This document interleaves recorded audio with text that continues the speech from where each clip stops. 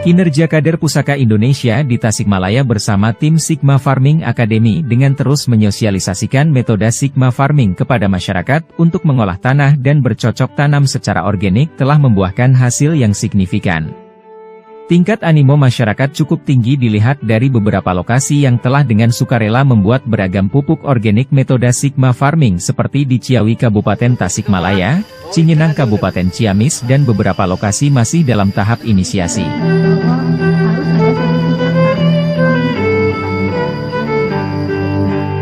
Keberadaan KS84 dengan hasil panen hortikultura diantaranya kacang tanah, terong ungu, bawang daun, cabai rawit dan cabai merah yang memiliki kualitas yang baik telah membantu meyakinkan masyarakat tentang keunggulan penggunaan pupuk organik Sigma dibanding pupuk kimia.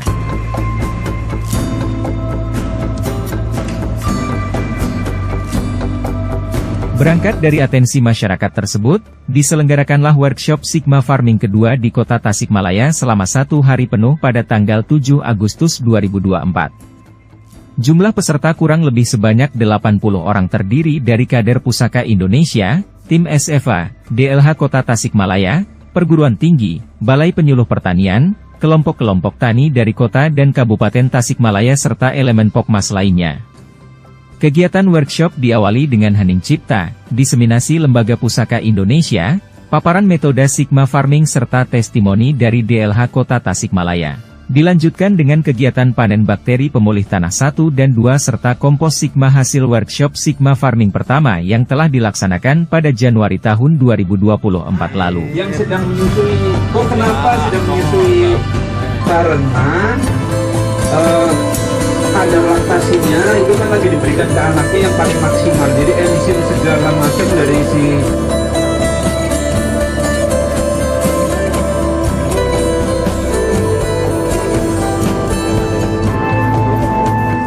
Diketahui bahwa hasil panen BPT ini dalam kondisi baik sesuai standar SFA. Minimal itu. Udah buktikan nyata itu nggak ada penggantinya. Oh nggak bisa? Nggak bisa. Harus pakai ini aja. Iya, pakai tanah sapi. Peserta yang hadir sangat antusias mengamati seperti apa wujud dari bakteri pemulih tanah yang telah diperam selama 6 bulan tersebut. Dalam pada itu, tentunya hasil panen yang baik ini akan menjadi tambahan amunisi untuk memperluas cakupan sosialisasi kepada masyarakat lebih banyak lagi. Diharapkan tujuan pemulihan tanah khususnya di bumi Tasikmalaya akan mengalami akselerasi yang signifikan.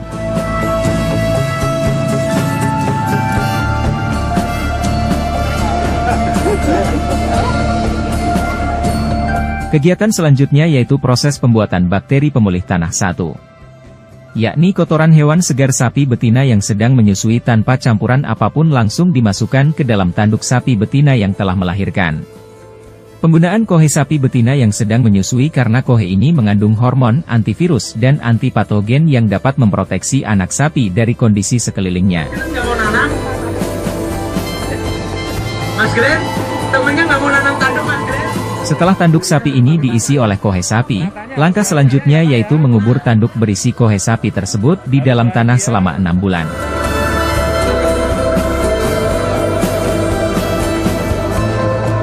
Praktek berikutnya yaitu pembuatan bakteri pemulih tanah 2. Adapun bahan dasarnya yaitu kohe sapi betina menyusui yang masih segar, cangkang telur yang telah dihaluskan, debu basal atau pasir halus, kompos, larutan Vortex DPT2 dan bata merah untuk dinding lubang tanah. Tahap pertama mencampurkan kohe sapi, kulit telur dan pasir halus diaduk sampai merata. Selanjutnya dibuat bola-bola sekira sebesar kepalan tangan.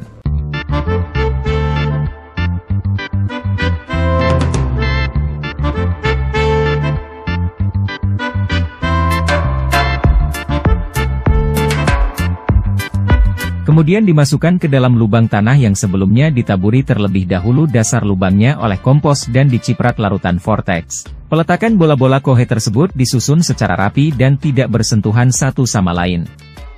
Setelah lapisan dasar penuh, ciprat dengan larutan Vortex dan kembali ditaburi kompos untuk menyusun bola-bola kohe lapis kedua. Demikian seterusnya hingga lubang tersebut penuh. Lubang ditutup dengan tanah dan biarkan dikubur selama 6 bulan.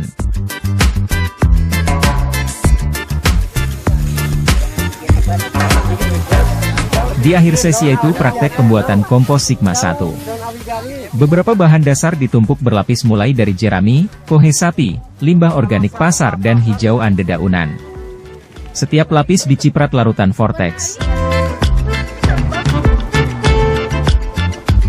Lapisan bahan tersebut terus diulang hingga semua bahan dasar habis dan kemudian ditutup oleh daun pisang.